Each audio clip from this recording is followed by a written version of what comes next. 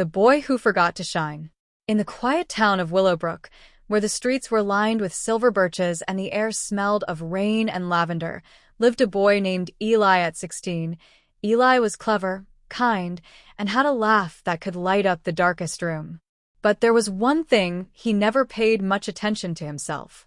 His clothes were always rumpled, his hair stuck out in every direction like a startled hedgehog, and his nails were perpetually bitten down to the quick. His best friend, Mira, often teased him. "Eli, you look like you wrestled a tornado and lost." But Eli just shrugged. "Who cares? I've got better things to do than worry about how I look." That was until the incident. The day the mirror spoke. One rainy afternoon, Eli was rushing to the library when he slipped on a puddle and crashed into the antique mirror outside Madame Celeste's curiosity shop. The glass didn't shatter. It rippled, like water disturbed by a pebble. And then, to Eli's horror, the mirror spoke. "Oh dear," sighed the mirror in a voice like polished silver. "You're a mess." Eli stumbled back. Did you just talk?" "Of course I talk," the mirror huffed. "I'm not just any mirror. I'm the mirror of first impressions, and right now, you're making a terrible one." Eli's face burned. "I don't care what people think." The mirror's reflection flickered, showing Eli not as he was, but as others saw him, disheveled, unkempt, like he didn't respect himself. "It's not about what others think," the mirror said softly. "It's about how you see yourself." Eli swallowed hard. He had never thought of it that way. The grooming quest. Determined to prove the mirror wrong, and maybe shut it up, Eli marched into the town's only barbershop, the Clip and Curl. The barber, a burly man named Big Tom, took one look at Eli's wild hair and grinned. "Son, you look like a bird's nest after a hurricane." Eli gritted his teeth. "Just fix it." An hour later, Eli stared at his reflection.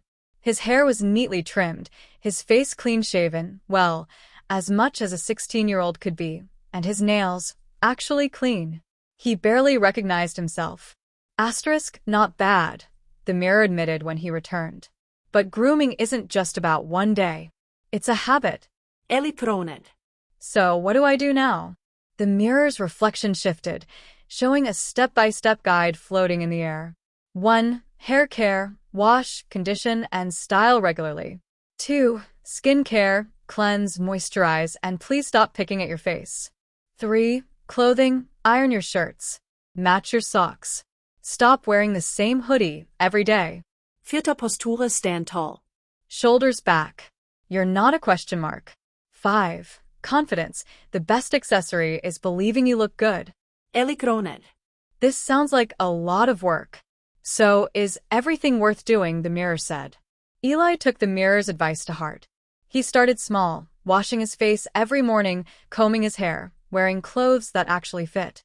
He even saved up for a nice cologne, Myra's suggestion. At first, his friends didn't recognize him. "Ellie. "Is that you?" his classmate, Leo asked, squinting. "You look different." "Yeah," Eli said, running a hand through his now smooth hair.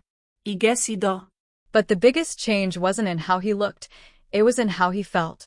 He stood taller, spoke clearer, smiled more.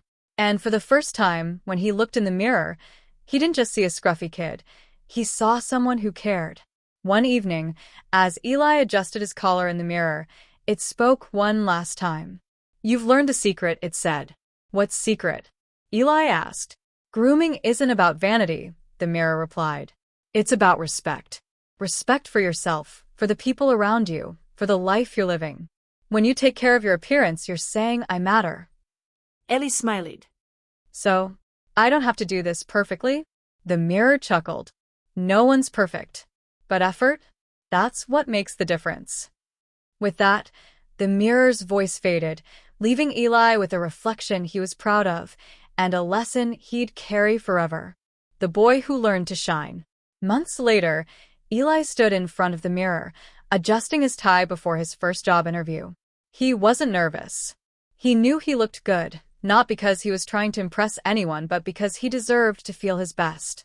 And as he walked out the door, the mirror's voice echoed one last time, just for him. "Now that's show you make a first impression." Key lessons from Eli's story. 1. Start small. You don't have to overhaul your entire routine at once.